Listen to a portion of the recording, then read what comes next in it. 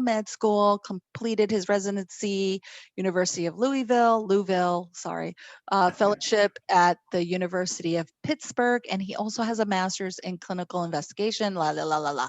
Okay, you know what? Let me just be real here for a second. Sure.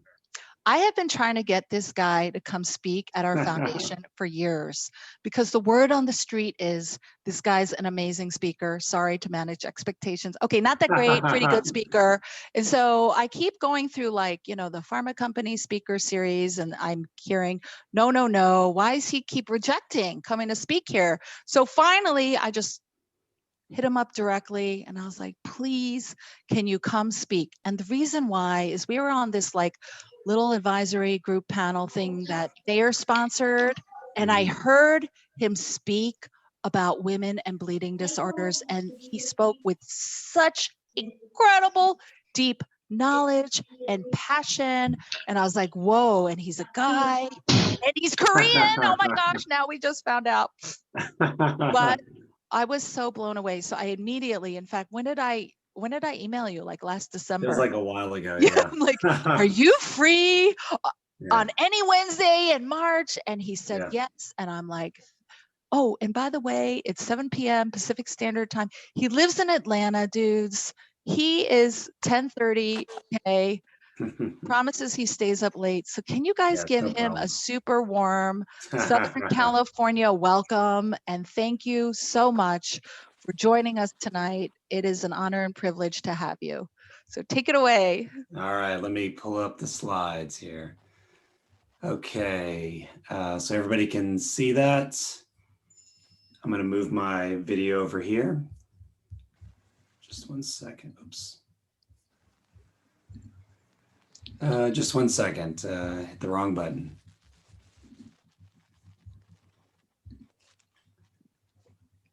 All right. Does it look good? Looks great. All right. So, so this is, this is sort of like almost like two talks, and there's going to be some new slides in here, which I think it was kind of nice to review a couple of things.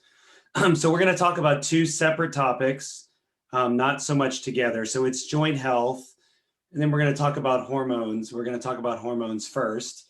And I know you have a GYN that's giving a talk on your menstrual cycle, but we're going to talk a little bit about hormones and how it relates to clotting factors and changes over time. And if you don't see a lot of information, it's because there isn't a lot of information. I just reviewed in the last few days. There really isn't as much as I thought there would be out there.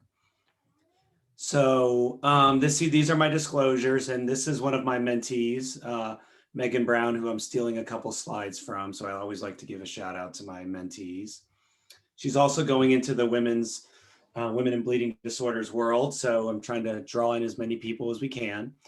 So, a lot of times I give these talks and people will, it's actually a lot of guys will sort of ask, well, why are you talking about women and girls? And, I think obviously women and girls face a lot of unique challenges. I see them as babies, and I see them as young women. I don't really see in the sort of menopausal period. That's usually when they go to the adult clinic. But, I think it's really important because a lot of the care that we do in the adolescent period is really important, because if you talk to a lot of women in their 30s and 40s, they can recall how terrible their care was at a younger age. So I think it's really important that we focus on trying to control particularly the menstrual bleeding as best we can. And hopefully we'll learn a little bit more we've learned a little bit about postpartum treatment. We know very little about menopausal treatment, so you're not going to see hardly anything because there is nothing out there on menopausal therapy. And so I think this is something hopefully you'll see from NHF, and hopefully there's an initiative that's going on, Shelley knows about this, in which we're trying to identify research priorities and really try to get all the groups together and focus on it, including industry. So, when we talk about women with bleeding disorders, it's a group that's growing pretty dramatically, and this only goes to 2010. Hopefully we'll get some data on 2020, but I'm sure the trend is high. So if you look at the overall population, it grew by 90%. But if you look at the women, it's grown by 346%.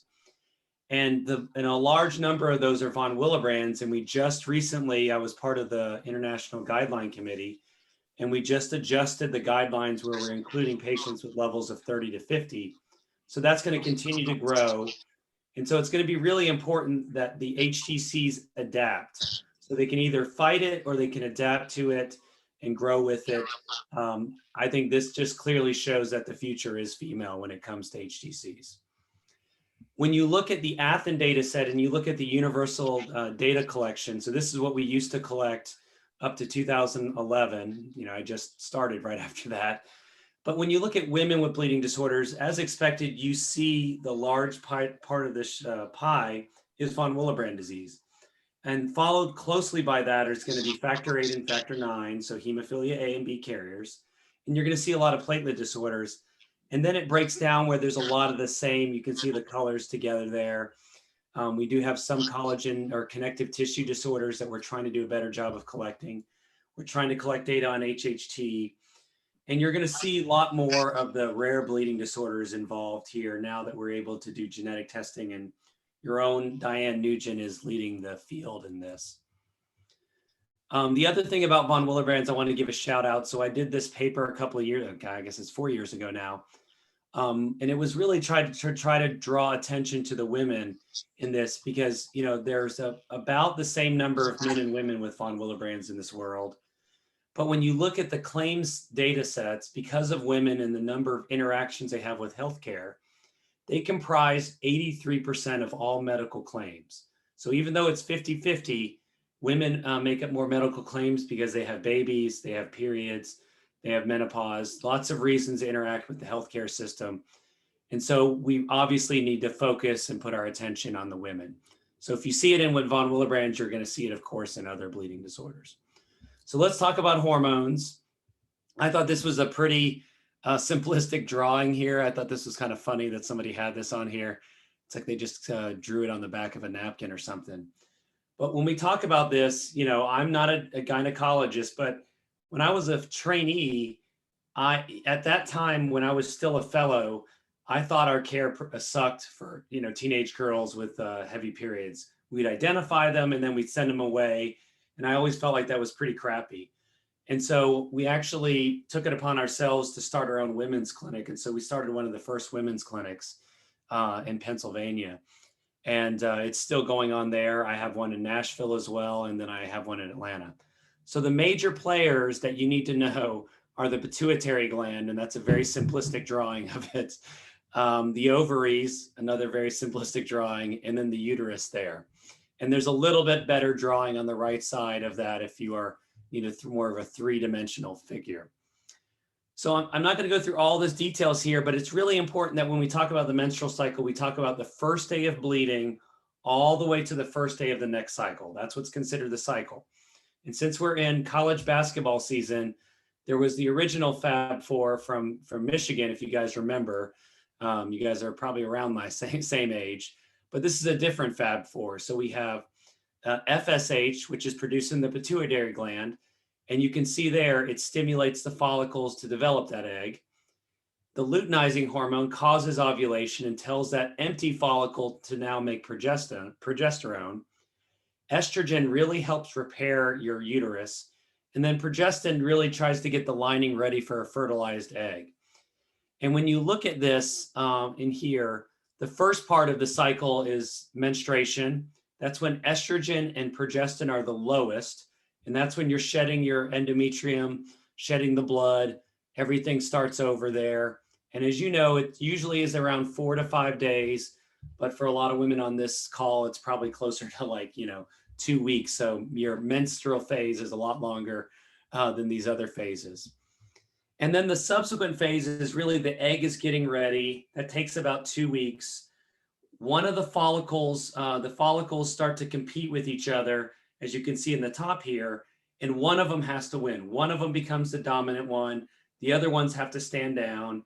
One follicle wins, it matures, and then what's left over is this corpus luteum, and it's Latin for yellow, and that actually does look yellow.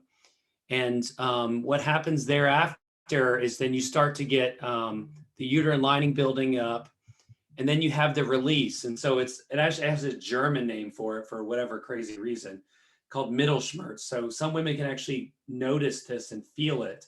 You're actually releasing the egg into the abdomen, and the remaining follicle becomes the corpus luteum. So you can see here with this dotted line, this is where the ovulation happens. And then really at that point, you really, fertilization has to happen. If it doesn't, it breaks down, all the hormones drop, and then you start the cycle over. And so just remember, in the early part, estrogen dominates before the ovulation. In the later part, progesterone dominates toward the end of the cycle. So what happens a lot with adolescent girls, and we see this a lot, is they go through something called anovulatory bleeding. And so it's exactly what it says. There's no ovulation. You don't get that luteal phase. And instead of having the estrogen in the beginning and the progestin at the end, you just get this crazy looking estradiol is kind of floating up and down. It's not getting the signal to go up and go down. And what you see is at the bottom is you get incomplete shedding. And so we see this all the time in teenage girls. They skip a few months, and then the lining just keeps building up, keeps building up. It sheds a little bit, then builds up more, sheds a little bit, and then they have like a mega period. And that's when they end up in the emergency room. And we see this very often. And there's lots of other reasons you can have it. You can have it for excessive weight gain, excessive weight loss, thyroid abnormalities. That's why we always check thyroid. Obesity, polycystic ovary syndrome can definitely cause this as well. The pandemic stress, I'm sure everyone's periods were not perfectly aligned in the last 12 months. And you see this in the first few years of the menstrual cycle, and it can be pretty damaging, and it really should be addressed. So if you see, iron deficiency anemia, we really, really don't do a good job of making sure we take care of iron deficiency anemia. And so what do we do when we give hormones? Well, what we're trying to do, we're really trying to do a couple things. So if you start on the left-hand side, they used to be called OCPs. Now they call them COCs, but they're combined oral contraceptives. So there's pills that have estrogen and progesterone, and there are a gazillion of them. Common ones are like low estrogen, low ogestrol. There's a lot of them that are almost identical. Things like vaginal rings as well. And what they really do, as you can see here, they prevent ovulation because they're really intended to prevent ovulation so you can't get pregnant, right? They're very short acting. So if you miss a few days, as we know, our GYN that works with us actually missed a few days and got pregnant. So she just had a baby recently. So she always tells that story about not skipping a few days. You can obviously do progestin only. And progestin does some different things. It often thickens the mucus and potentially could block sperm. Copper IUDs work by incapacitating sperm. We don't really use copper IUDs that much, but we do progestin IUDs, and they work locally with progestin. They sort of dump it into the uterine cavity and really just work locally. So it's a great option for those who are intolerant to taking hormonal therapy. And obviously, we're not going to talk about condoms because they're not related to preventing heavy menstrual bleeding. So what does your cycle look like? So I just showed you what your cycle looks like at the top there. You get the estrogen at the beginning, you ovulate, and then progestin becomes the same. When you do combined oral contraceptives, what you're doing is you're raising the levels and it goes straight across. And that last week of your pills, the 7 days, they drop off and you basically are telling your body to have a period. And so you can change that up. So drugs like Seasonal say, why do we have to do this? We can have a period every 3 months, right? So there's nothing particularly special about having a period that 1 week. If you actually look at the history of this was an effort to get the Catholic Church to agree to approving birth control pills for their Catholic followers. And so it didn't really work. But it's sort of left with this. And then if you look at the bottom, when we do Depo-Provera injections, many of you may have tried that every 3-month injections. You do Nexplanon, little plastic rod under your skin, or you do Agestin or Norethindrone. You basically are just elevating the progestin, and it just makes the lining where it's super thin and it never bleeds. That's a very popular option in teenage girls. It's not good birth control, So for our genteel Southern ladies, they are okay to allow them to take that because I get a lot of pushback sometimes about talking about hormones. So we don't use the word birth control, we use the words hormones. And that's a much easier sell here. So when we talk about heavy menstrual bleeding, it's really important because it interferes with quality of life. And a lot of times the teenagers minimize how it interferes with their quality of life. We know it's extremely common. In emergency rooms, if you looked at the emergency rooms from one visit, there were over 6,000 ED visits for teenage girls in 2016 for heavy periods. That's all teenage girls in the United States. So that's not acceptable. We had 60 admissions last year for blood transfusions for teenage girls with heavy periods. So we're undertaking a large quality improvement project because we want to put an end to this nonsense. And in our population, just like on this paper, African American and Hispanic adolescents are overrepresented. In our group, what we think it had to do was with access to care. So they're not seeing GYN providers. And a lot of gynecologists don't feel comfortable taking care of a 9-year-old that has heavy periods, to be honest. So it's our job to help train them, and that's what we're doing in our clinic. And you can see here, in a 3-year period, over a quarter of adolescents had at least one visit focused on heavy menstrual bleeding.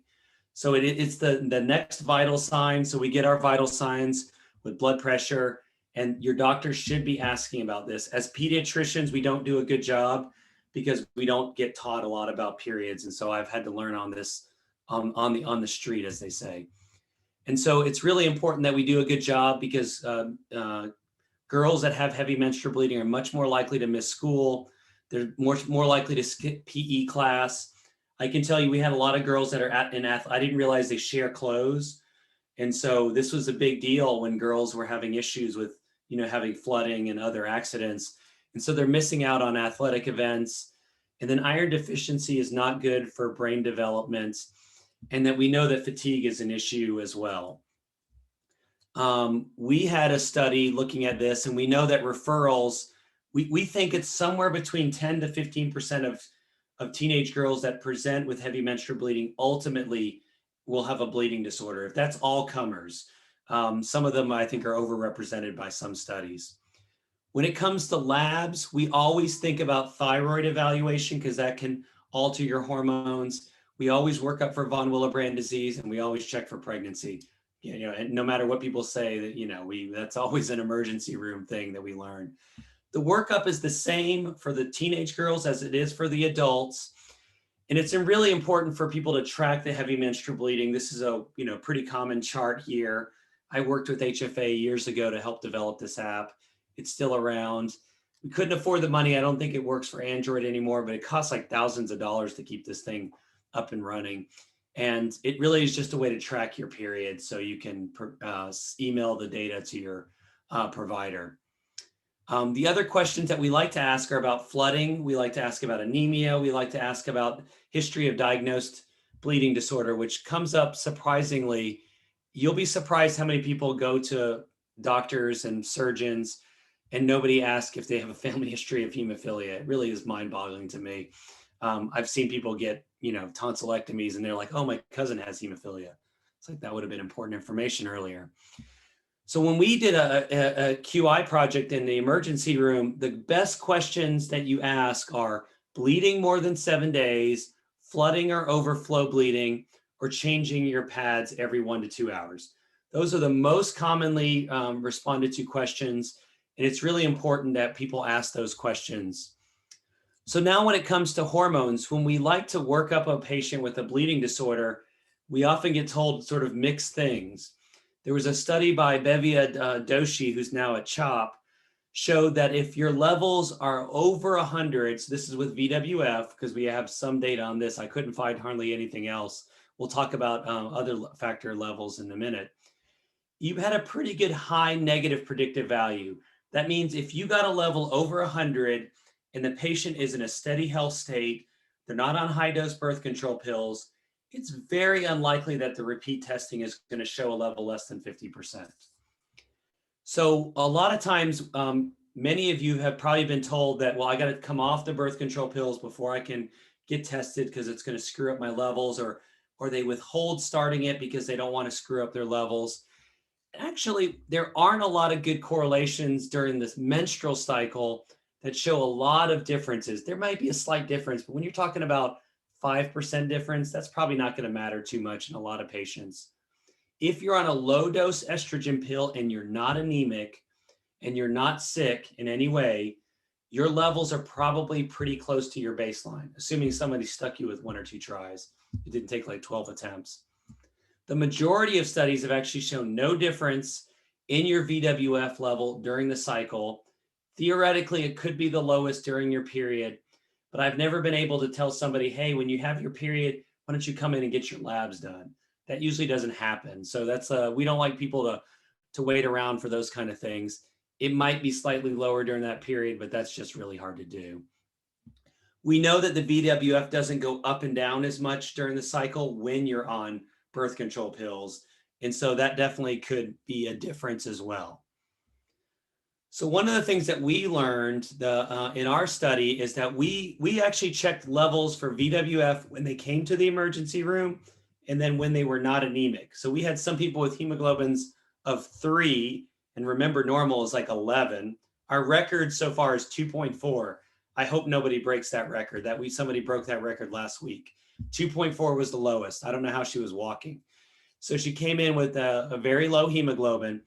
And what you see here is the left-hand side is factor VIII, von Willebrand factor antigen, and then ristocetin cofactor.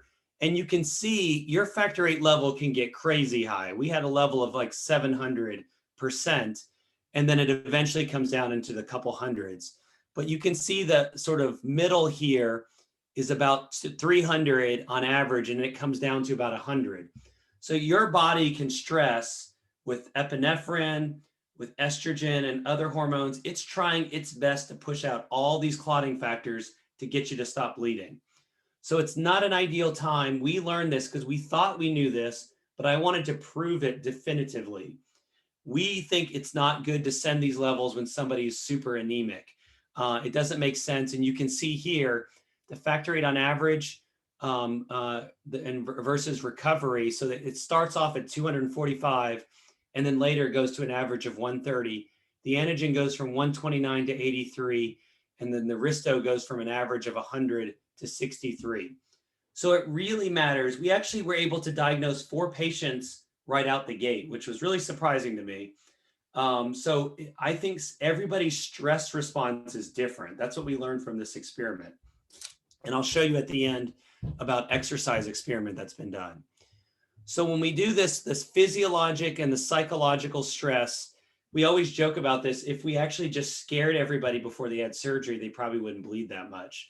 But you have to scare them consistently in this.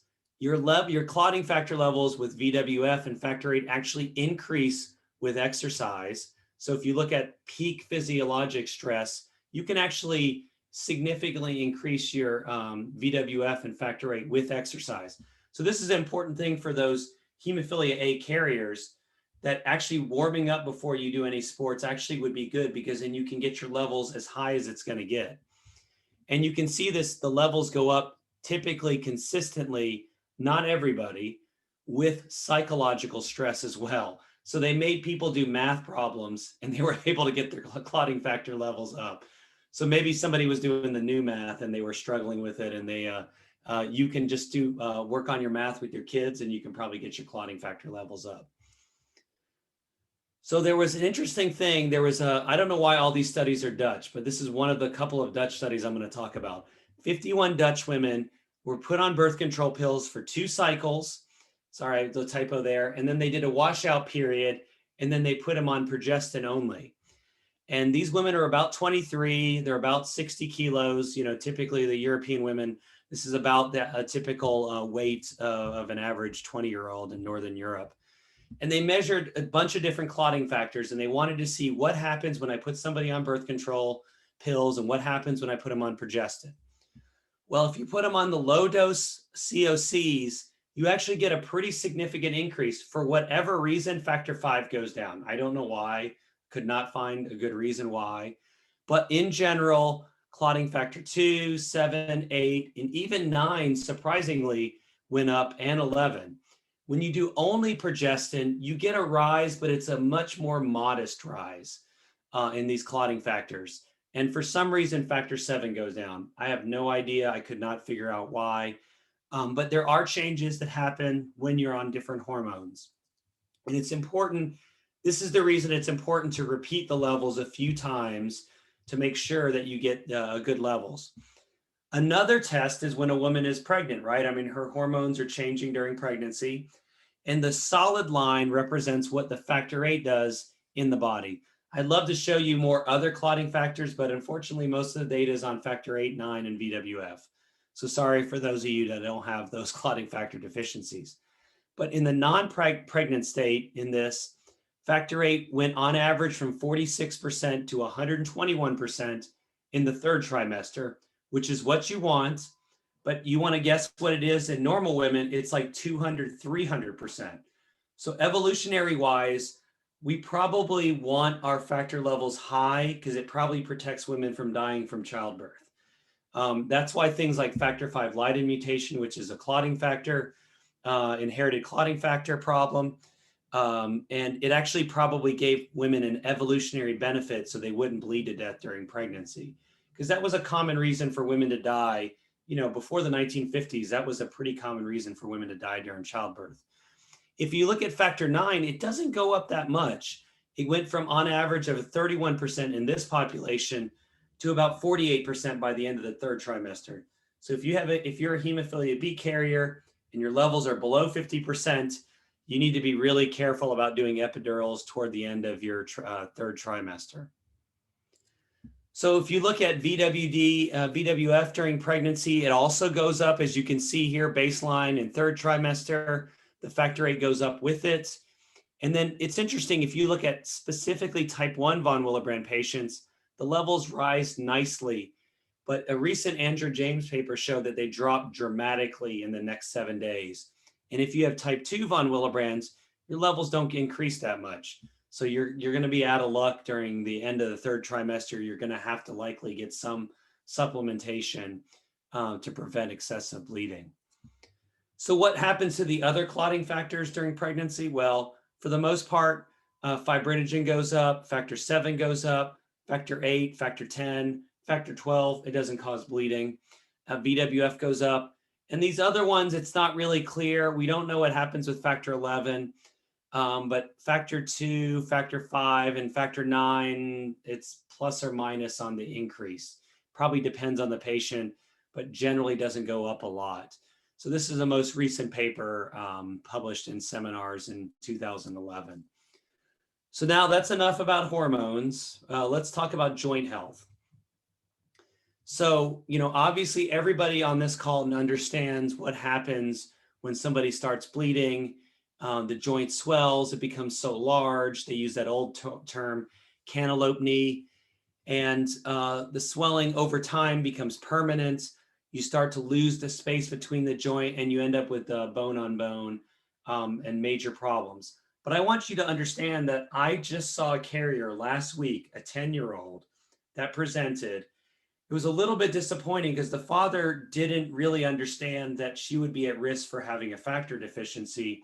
And it became a little bit of a struggle because he had conveyed that to his wife, who was unknown to the bleeding disorder world. And so she was a little bit upset because she went into this not thinking that her daughter would have any risk for having a factor deficiency. She bumps her knee, comes in, nobody knows what's going on. It's all over the chart. The dad has hemophilia. I don't know how many doctors saw this patient. And finally, somebody calls us up.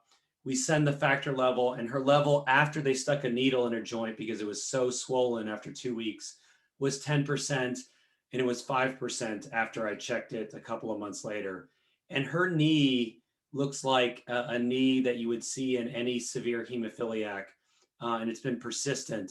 So we can't let that kind of stuff happen. I was pretty annoyed that it happened on my watch. I mean, I didn't know the family at all, but it was very irritating that it happened because I don't like to see that, because that girl's going to have to be on prophylaxis for 6 to 12 months and still has not been able to fully ambulate a month later. So we know what happens. You get hemarthrosis, you get recurrent bleeding, you get synovial tissue change. That's why we used to do synovectomies to try to strip that out there. and then you end up with end-stage arthropathy. We think this happens with multiple different factor deficiencies, and we know no matter what you do with hemophilia, you're not going to stop this from happening. You're going to delay it. So that's what we're hoping to do, is delay it until now. We're hoping to keep delaying it even longer, but it doesn't matter how good you are at prophylaxis. By age 40, you're going to have evidence of joint damage. If you look at mild hemophilia A, about 1 in 5 patients have evidence of joint damage on their joint MRIs in their ankles.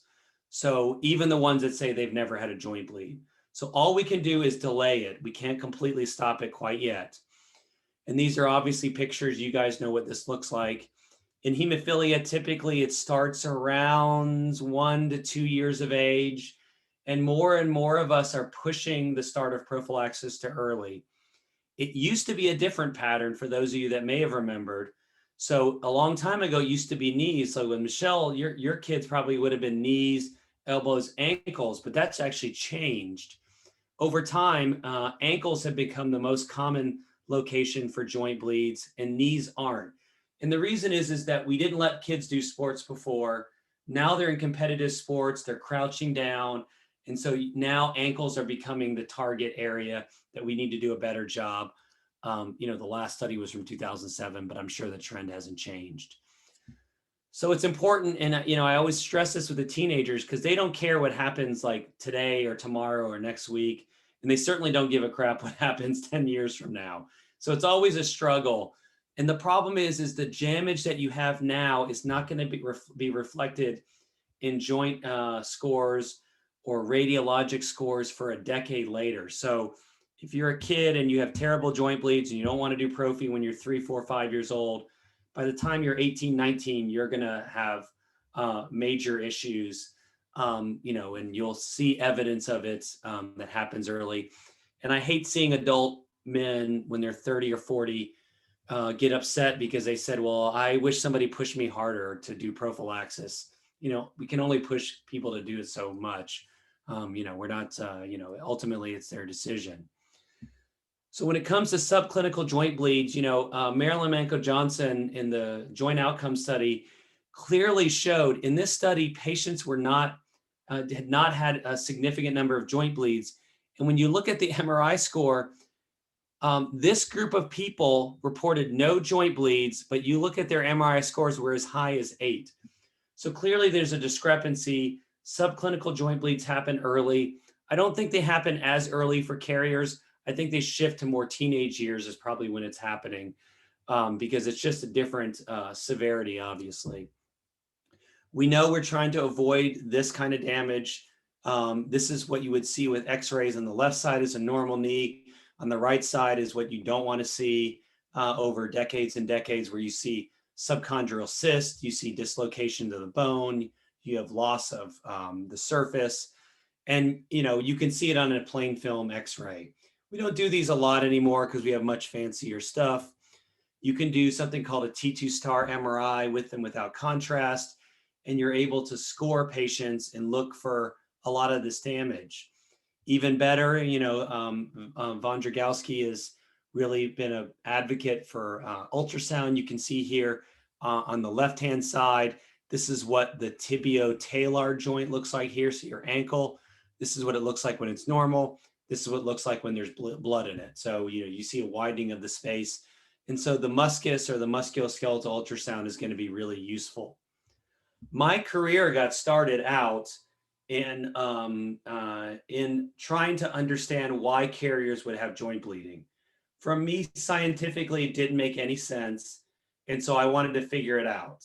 And I remember a mother, I was asking her about her son and her history. And she told me that she had multiple joint bleeds. And I was like, I don't see how that's possible, because that's what I had been taught. And she said that she had it. And I said, okay, well, I'm going to take a look at this. I'm going to review the literature. And so I decided to do my own study on this. And since then, I've had about 5 or 6 studies on this. So I'm trying to sort of take over a number of papers on hemophilia carriers. But we did a simple study. We did a thorough workup on adult carriers. We had normal women. So we actually took mothers of children with cancer as the control group. We tested them for bleeding disorders. We tested them for blood clotting disorders. And then I did a bunch of questionnaires, and then I did MRIs of their ankles. So this was a tough study to get done. This was actually a study I did because one of my other studies failed. So it was totally serendipitous. But you can see here, hemarthrosis was reported in a fair number of women, about 18 to 20%. I was a little bit surprised by that. Of course, heavy menstrual bleeding is common, and you can see the other bleeding. If you look at hemophilia B, I didn't do this study because it's really hard to do hemophilia B carrier studies because there's just not as many women around, but the reported rates are probably the same or less. So I actually, when I did this study, I actually had women, I was really determined to do this study. So I actually watched a lot of their kids while they were getting their MRIs because I couldn't afford anybody to watch the kids. And I was like, I can take care of them. I'm a pediatrician and take care of kids. I got 2 of them. So what's the big deal? So we did MRIs of some ankles, some elbows and hips and knees. And, we found evidence of joint damage in these carriers with normal levels that you would see in a mild male hemophiliac. And so people didn't believe this when I sent it into hemophilia. I had a bunch of people who were being kind of assholes about it, to be honest. They didn't believe it. And so I sent it to a radiologist and I said, you read this. And then they reviewed it and they said, yeah, I agree. These scores are the same. And then they published it in 2014. So there were a lot of barriers to getting this published. A lot of people thought this was garbage data. And so it took a lot of, probably because I'm very stubborn, it probably helped me push through this. And this is an example of a woman, adult woman, of her ankle. And she actually had hemosiderin deposition, which means old blood. And it's right there in the yellow area. So I was able to see it perfectly on this image. And there's nothing else that causes this. I often will get adult men telling me, oh, well, I played a lot of basketball when I was in college, so I probably have ankles that look like this. That's not true. That's a bunch of nonsense. They've done studies of competitive male athletes, and they look at their ankles and knees, and if they didn't tear anything, they don't get hemarthrosis. So that argument is complete nonsense, so I don't want to hear anybody perpetuate that argument anymore. So we were able to take joint range of motion from the CDC, and this is what normal women's joints look like. And I compared them to carriers with normal levels, mild deficiency, moderate deficiency, and severe deficiency. And you may wonder why this looks a little funny right here. Unfortunately, we all know why it looks like that. So think about how old these patients were when I collected this data. Unfortunately, a lot of these women died of HIV and hepatitis complications from contaminated clotting factor concentrates. So we just didn't even have any women that were of this age, unfortunately. So as the level gets lower, your joint range of motion goes down, which is a surrogate for joint bleeds. And even women with normal levels have a slight reduction of joint range of motion. And so there's probably subclinical bleeding that's going on. I don't know how we're going to treat that. I don't think it's going to be prophylaxis in every scenario, but certainly evaluation of this is really important.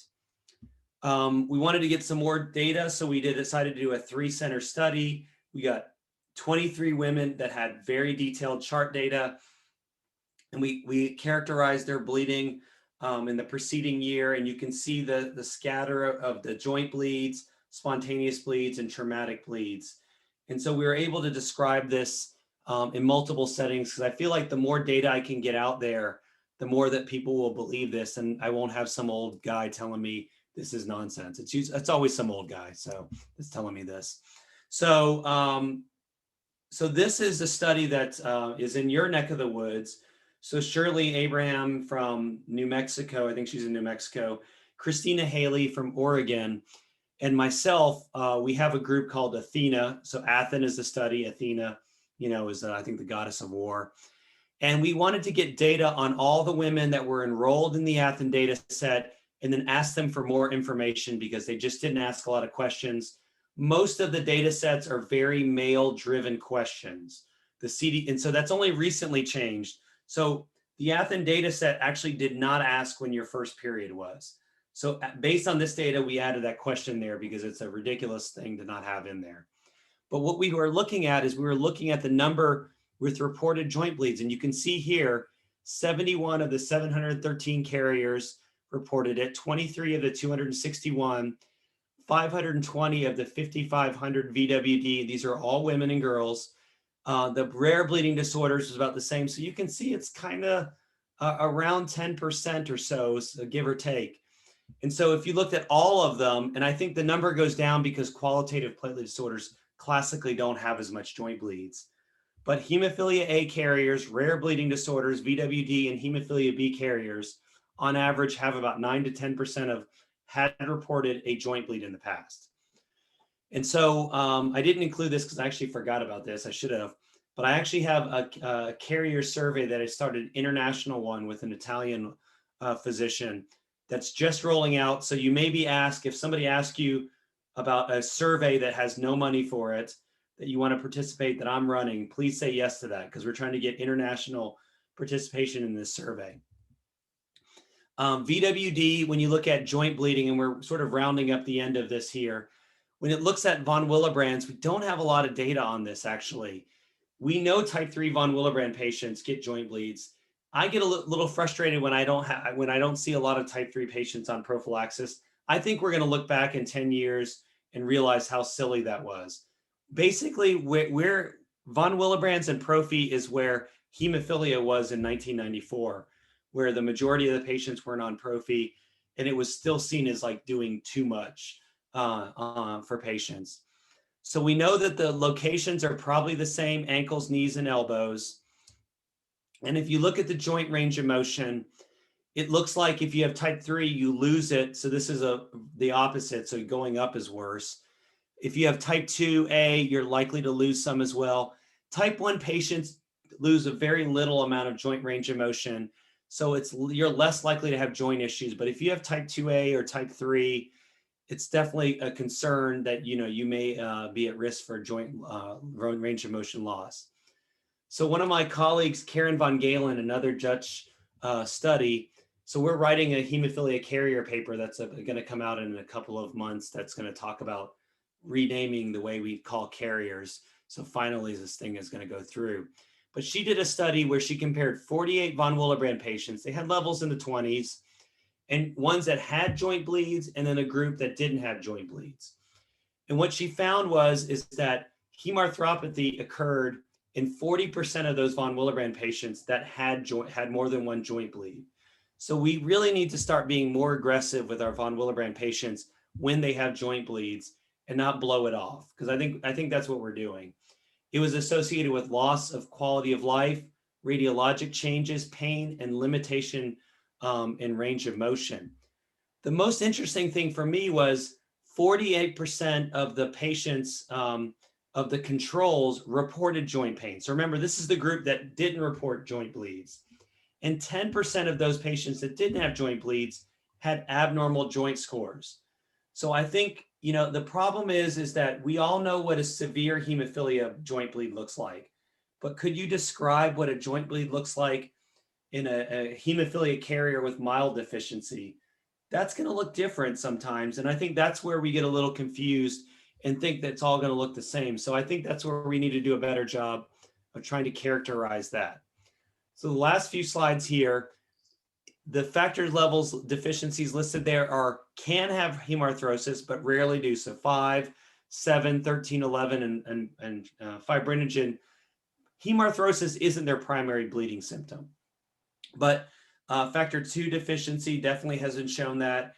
And factor 10 deficiency has a lot of hemarthrosis events. We have a couple of those in our area that are on prophylaxis. They typically have devastating bleeds early on in life, and then have hemarthrosis as they get older.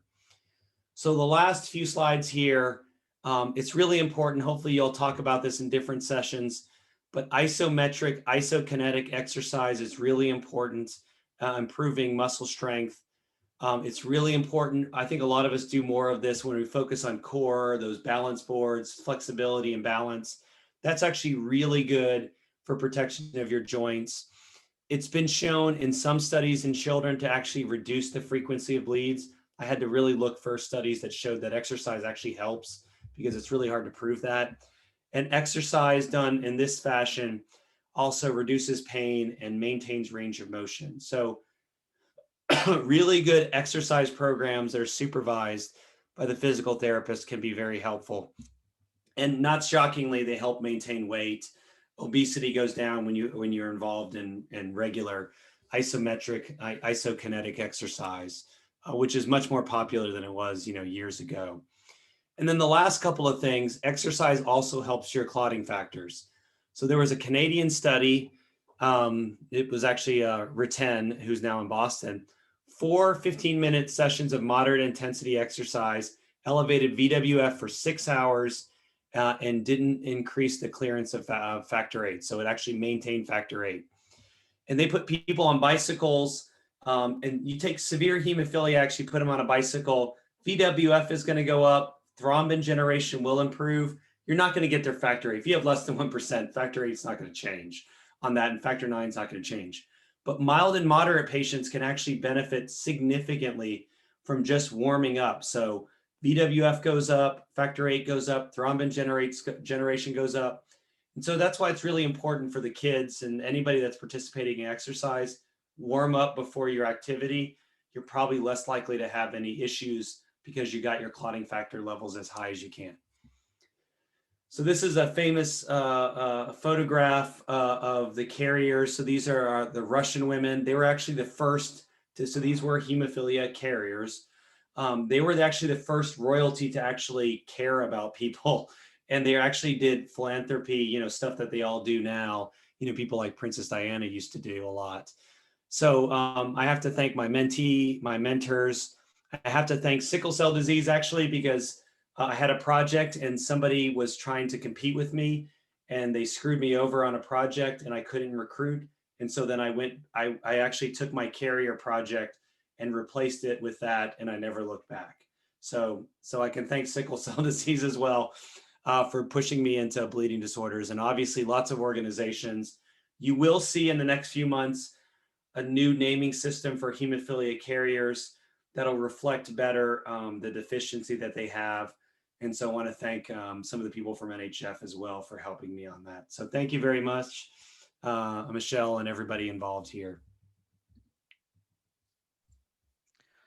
So much information. Yeah, it was a lot. I know. I didn't think I would be able to fill it up, but then I kept finding cool studies that I hadn't seen before. So much.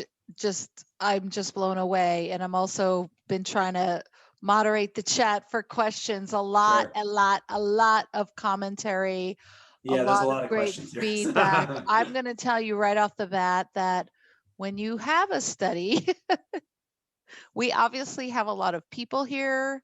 If you want input from Southern California, just send it to me. We do. We'll put it in our private Facebook. Make sure I'm copied on that. Right, you guys? Yeah, this is an international project. We don't have any money for it, but we just want to get basic information from carriers, quality of life, bleeding score, and what kind of bleeding events you had. Yeah. Pretty straightforward. Nothing. It'd take you about 25 minutes to do total. You could probably do it in the middle of clinic. So you can do it while you're waiting for your kids, for the doctor to finally come in the room. So does that come through the HTC, or can they take it like patient reported?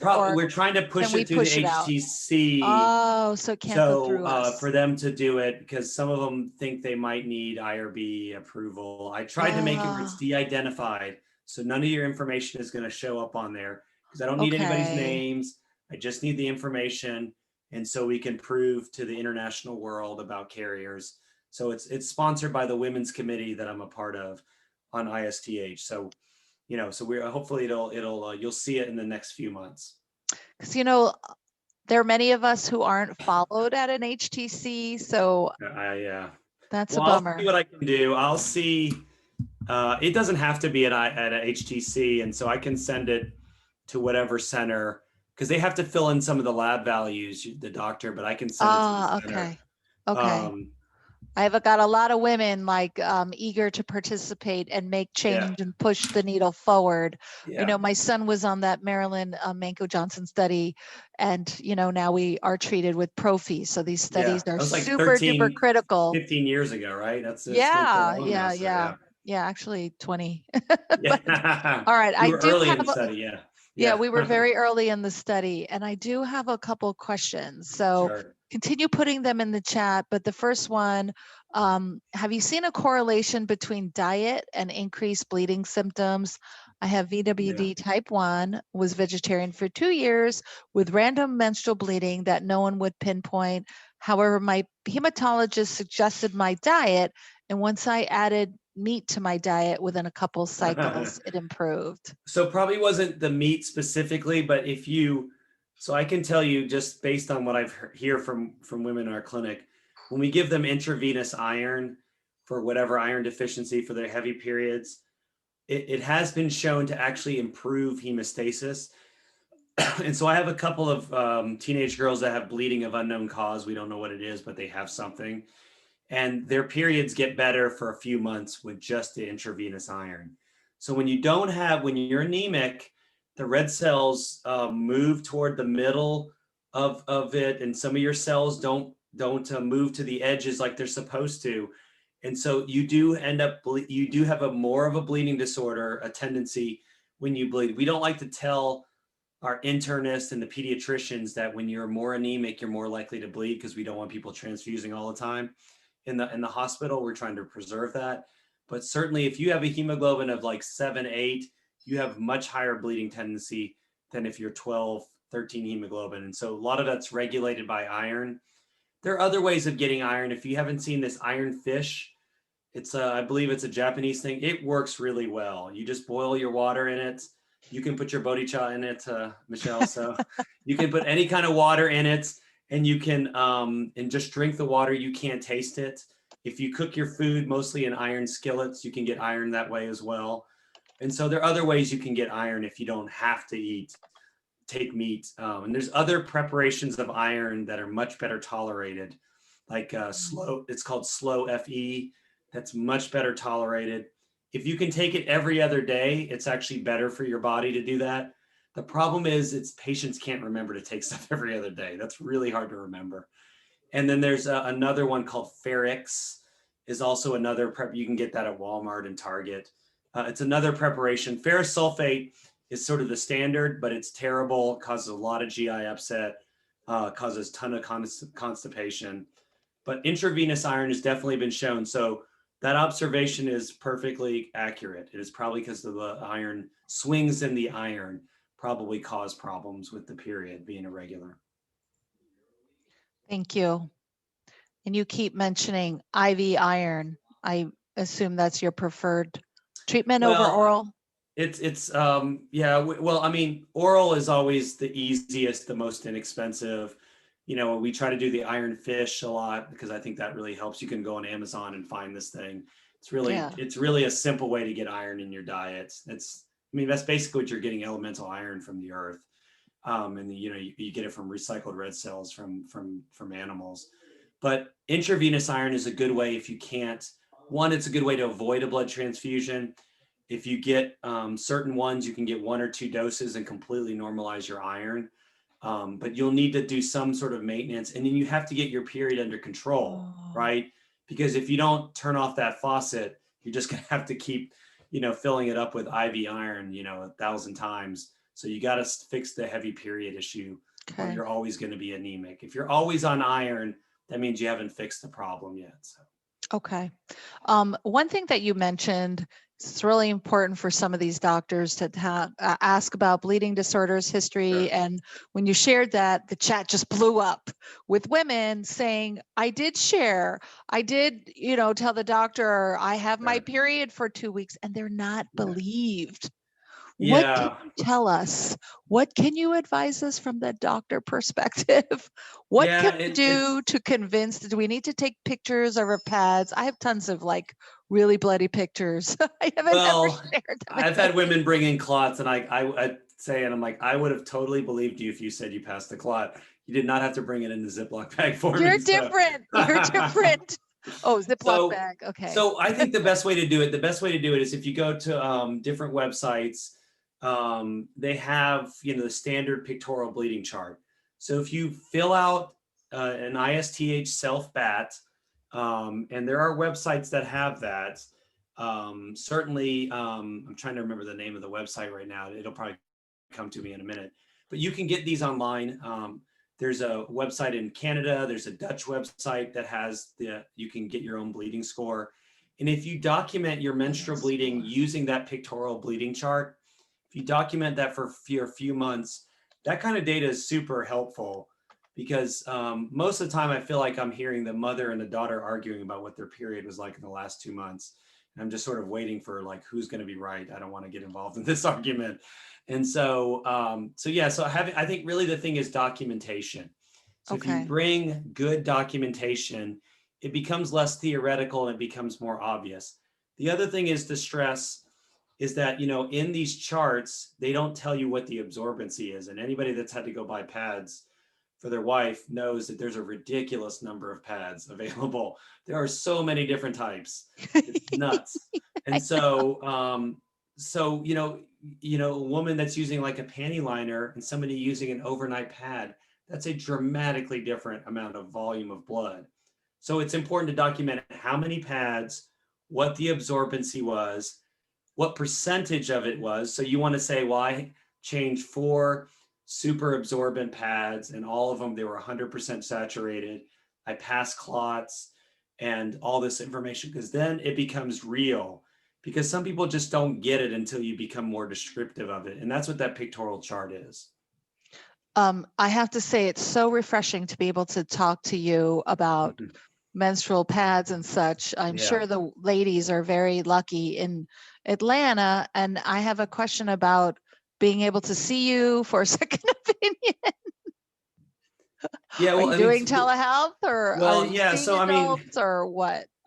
Yeah, I mean, what the best thing, I think the best way to do this is that you have your doctor call me or email me. And I've done a lot of co-management, which I think works really well. So I co-manage some patients in Alabama, some in Tennessee, and a lot in Florida as well.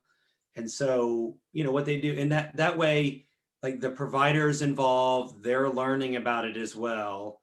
And I feel like that's really a good way. It's a good experience for everybody. And so it helps, I think just helps, because the telehealth gets complicated because every state has different rules about you getting telehealth across state lines. That's true. I mean, we're not even supposed to do it for a Georgia resident if they're in Tennessee at the time. But, it's like a lot of stupid rules about it. Yeah, a lot of stupid rules. So I'm happy to, I have physicians that call me all the time or email me and say, hey, can we talk about this patient? And I think it's good for them as well, because then they learn how to do this kind of stuff. So it's really just about experience. We're pretty much out of town, but I have a really quick question. Sure. It's about this very troubling statistic. 20% of all milds already seem to have some kind of joint damage. Yeah. So that's too many. How do we prevent that? So one stat that you're going to see in a paper coming out really soon is 1 in 5 mild hemophiliacs in this country is female now. And so that's really important for people to understand that. So 1 in 5 mild hemophilia A or mild hemophilia B patients are female right now. And so we need to probably do a better job. To be honest, I think the drug companies really need to look at particularly the factor concentrate manufacturers, of what the role is for mild patients, because we have really good studies on prophylaxis and severe, a little bit on moderates, we have nothing in mild. So if you look at the data sets, about 1 in 6 patients has been on prophylaxis that has mild deficiency by the time they turn 18. If you look at moderates, about 50% are on prophylaxis by the age of 18. So we're all shifting toward that. Hemlibra really raised the bar, to be honest, right? It raised the bar. So it made the severes the new milds, and now the moderates are the new severes, and the milds are the ones right behind them. And so we need to do a better job of that. I have a few carriers that have had joint issues that are on once a week prophylaxis or twice a week low dose prophylaxis. And so we need to do these studies, and I think the companies need to come forth and say, we're going to put their money where their mouth is and say, we're going to do studies on this, and we're going to enroll a lot of women on these studies too. So I think that's important. The Haven 6 study that Genentech is sponsoring, We're trying to enroll a carrier on there Oh, for cool. Hemlibra. And so we need to get the factor companies to start doing that as well. Yeah, I mean, a lot of the problems is they say this is only indicated for men, Yeah. so I'm so thankful that you are pushing the envelope on this very important Yeah. issue. I don't feel like there's a lot of hematologists out there, but we thank you for Sure. being passionate and supportive and so knowledgeable. Please email me on any Sure. information when that paper comes out. We will Yeah. definitely post that in our Facebook group. If you Sure. haven't joined, it's Ignite, just so we can stay informed and Yeah, sure. participate in as much research as possible as well. So thank you So hopefully I get to see y'all much. at a meeting in person one day. So Yeah, it's only 11:30 for you, so no problem. We'll be out of this by July, so hopefully we'll be seeing each other in person in the that summer. would be So great. How do we unmute everybody so we can like give a huge round of applause? Michelle, any idea? Thank you, doctor. You're We'll do a golf amazing. clap. Yes, unmute you guys unmute yourself and give a big round of applause because it's really hard Thank to. you, Dr. Sidonio. Thank You're you. Thank welcome. you. You're so Very amazing. interesting. I enjoyed tonight. Yeah. Thank you. So much got- information. Thank you. Thanks a lot. Yeah. I got some green beer that has my name on it. So Ah, drink up and enjoy. Happy St. Patrick's Day. That was very all interesting. right. Have a good rest of the meeting, everybody. Thank you. Thank you very much. All right. Bye. Bye.